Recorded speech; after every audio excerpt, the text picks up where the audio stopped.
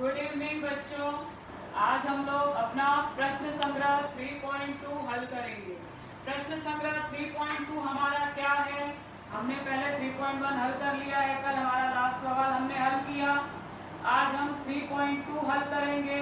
वो हमारा किस पे आधारित है? हमारा प्रश्न संग्रह 3.2 हमारा प्रश्न संग्रह 3.2 सिर्फ हमारी जो विभिन्न प्रकार की सर्वांग समता की कसौटियां हैं उस पर आधारित है। क्या है ये सर्वांग समता की कसौटियां? मैंने आपको बताया है। तो सर्वांग समता की कसौटी है, दो त्रिभुज को सर्वांग सम करने के लिए क्या होना चाहिए? पहले तो सर्वांग समता की हम परिभाषा देख लेंगे कि हमारा कोई दो त्रिभुज कब सर्वांग सम होता है? उसके तीनों कोण सर्वांग सम हो और उसकी तीनों भुजाएं सर्वांग सम हो, तो वो दोनों त्रिभुज एक दूसरे के सर्वांग सम होते हैं। तो ये मेरी है परिभाषा। मगर मुझे 6 चीज सर्वांग सम करने की कोई जरूरत नहीं है। अगर मैं कोई 3 चीज को भी सर्वांग सम बता दूं तो मेरा त्रिभुज सर्वांग सम हो जाता है, जिसे हम कहते हैं कसौटी। तो वो कसौटियां कौन कौन सी हैं? भू को भू, को, भू भू, कर्ण भुजा कसौटी। तो इन्हीं का उपयोग करके हम लोग क्या करेंगे? आज अपना पूरा प्रश्न संग्रह जो हमारा 3.2 है उसे हम हल करेंगे। और हमें इसमें क्या दिया है? कुछ हमें रिक्त स्थानों की पूर्ति करने के लिए दिया गया है। तो हमको आकृति में सब बनाया हुआ है, हमें सिर्फ क्या करना है? वो चिन्हों के आधार पे और दी गई जानकारी के आधार पे मुझे बताना है कि वो दो त्रिभुज कौन सी कसौटी के अनुसार सर्वांग सम होंगे। दूसरा जो आपके लिए बहुत नई चीज है, 10वीं में आपके बोर्ड एग्जाम में अभी नया आने लगा है, कृति पूर्ण करो। तो उनको भी वो भी हमें देखने को मिलेगा यहाँ पर, जहाँ पे हमको पूर्ण करना मतलब आधा सवाल आपको हल करके खुद से दिया होगा और आपको क्या करना है? आधे सवाल को हल करना है, या जहाँ पे भी रिक्त स्थान दिया होगा वो आपको भरना है। तो ये भी हम लोग इस प्रश्न संग्रह में देखेंगे। तो चलिए हम लोग देखते हैं कि हमारा प्रश्न संग्रह 3.2 है क्या और इसे हमें कैसे हल करना है। तो जो मेरा प्रश्न संग्रह 3.2 का जो पहला सवाल है वो हमारा किस पे आधारित है? हमको खाली रिक्त स्थान की पूर्ति करनी है, आकृति देखकर कि बताना है कि कौन सी कसौटी लगेगी।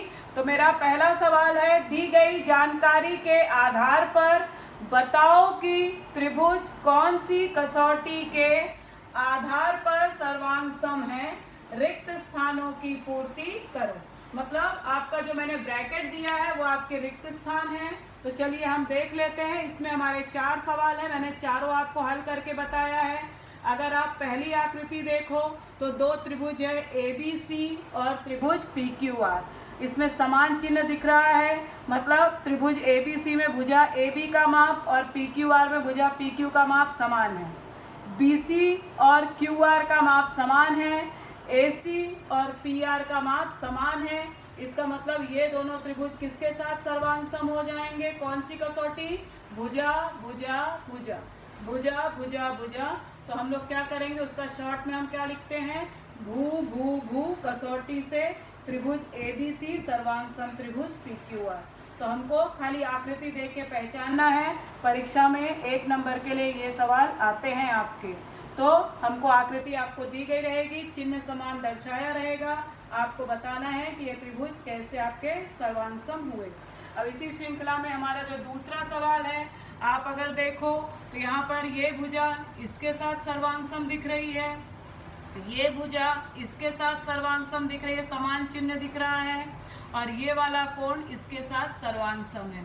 तो त्रिभुज XYZ और त्रिभुज LMN कौन सी कसौटी से सर्वांग सम होंगे? भुजा कोण भुजा। तो हम इसको क्या बोलेंगे? भू को भू, भू को भू कसौटी से मेरे दोनों त्रिभुज सर्वांग सम हो गए। अब इसी श्रृंखला में तीसरा सवाल हम देखेंगे। यहाँ पर तीसरे सवाल में अगर आप देखो तो एक त्रिभुज है PQR, दूसरा त्रिभुज है STU। अब इन दोनों में अगर आप देखोगे तो कोण P सर्वांग सम है कोण S से, कोण R सर्वांग सम है कोण T से। जरूरी है कि आपका ये कोण R है तो इधर ही सर्वांग सम हो, जिससे सर्वांग सम होगा वैसी एक ही संगति लगेगी। तो मेरा कोण R सर्वांग सम है कोण T से और मेरी भुजा PR सर्वांग सम है भुजा ST से। तो ये कौन सी कसौटी लग गई, देखो, को भू को। हमको एक लाइन में चलना है, ऐसे नहीं कि एक यहाँ फिर उछल के उधर फिर उछल के उधर। अगर हमने जहाँ से शुरू किया उसी लाइन में हमें चलना है, तो जो कसौटी हमारी बनती है वो हम लगाएंगे। तो हमारी को भू को कसौटी, यहाँ भी देखो को भू को कसौटी से त्रिभुज PRQ सर्वांग सम त्रिभुज STU को भू को कसौटी। अब हमारा चौथा सवाल है, त्रिभुज दिया है LMN और त्रिभुज PTR। अब अगर ये आप देखो तो दोनों समकोण त्रिभुज दिख रहे हैं। इसमें ये भुजा इसके साथ सर्वांग सम है और इसका कर्ण इसके साथ सर्वांग सम है। तो मैंने आपको बताया था जो कर्ण भुजा कसौटी होती है हमेशा समकोण त्रिभुज में लगती है, और समकोण त्रिभुज तो एक कोण तो सर्वांग सम हो गया, एक दो भुजाओं में से एक सर्वांग सम होगी और कर्ण सर्वांग सम होगा। तो वो हमारी कौन सी कसौटी होती है, कर्ण भुजा कसौटी। इसलिए त्रिभुज LMN सर्वांग सम त्रिभुज STU कौन सी कसौटी से, कर्ण भुजा कसौटी। तो हमने यहाँ पे पहले सवाल में 4 था, रिक्त स्थानों की पूर्ति करो, हमने कर लिया। अब हम लोग अपना दूसरा सवाल देखते हैं। दी गई जानकारी के आधार पर कृति पूर्ण करो। देखो यहाँ पे मैंने मार्किंग की है कि ये कृति पूर्ण करो, मतलब आपके लिए नया है। जहाँ जहाँ मैंने बॉक्स बनाया है मतलब कि वहाँ पे खाली आपको भरना है और सब आपको किताब में हल करके दिया रहेगा। ऐसे ही परीक्षा में भी जो बॉक्स है वो आपको भरना रहेगा और आपको सब सॉल्व करके दिया होगा।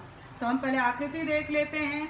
मेरी आकृति है त्रिभुज ABC और त्रिभुज PQR में क्या क्या है, कोण B सर्वांग सम कोण Q से दिया गया है, कोण C सर्वांग सम कोण R से दिया है और भुजा BC सर्वांग सम है भुजा QR से।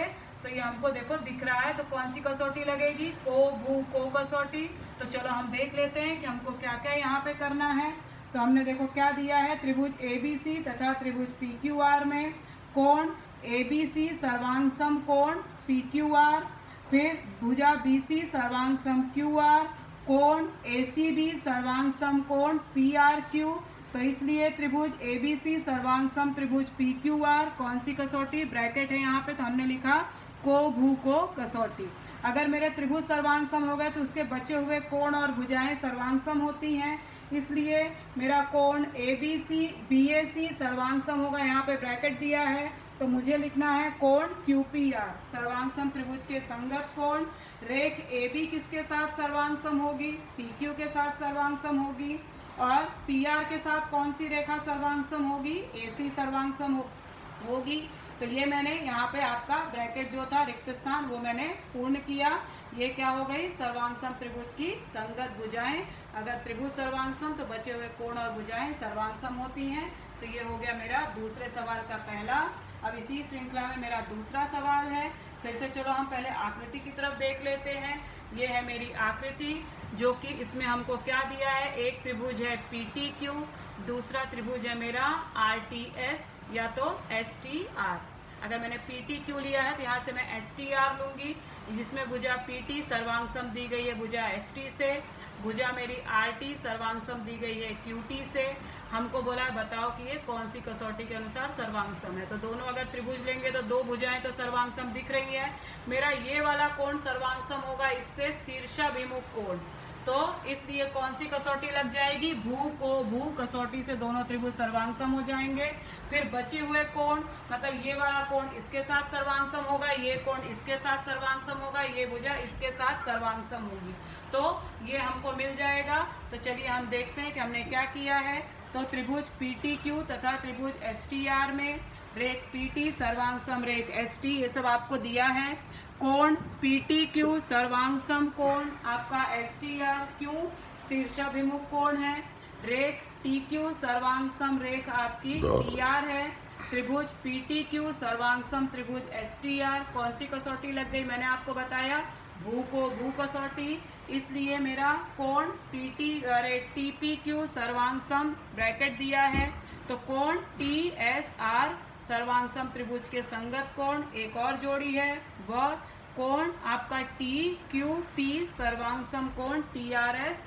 फिर उसके बाद हमको दिया है रेख PQ सर्वांग सम रेख SR होगी, जो कि मैंने आपको आकृति द्वारा समझाया, सर्वांग सम त्रिभुज की संगत भुजाएं। तो यहाँ पे हमारा पहला और दूसरा सवाल हल होता है। अब हम लोग अगले वीडियो में तीसरे सवाल से हल करेंगे। आप इसे बार बार देखिए और समझिए। धन्यवाद।